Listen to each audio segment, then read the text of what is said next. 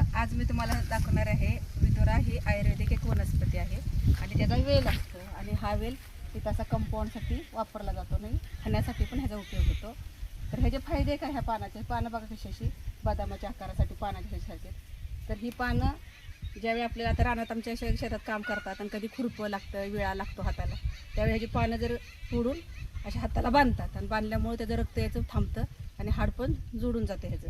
तर आम्ही ह्याच्याना शरीरात आपले कॅल्शियम वगैरे कमी असलं तर ह्याच्या वड्या करून खातात. तर आमची आई ना ह्याच्या वड्या बनवते, खूप छान अशा वड्या होतात आणि गावाला आले आम्ही पण करतो. जर आळूची पानं नसली तर ह्या वड्याचा फायदा करून घेतो. तर ह्याची भाजी पण होते आणि वड्या जरा शिजल्या ना तर ह्याच्या साईडनं कशी अशी हा पांढरा भाग असतो असा त्या पानांचा बघा.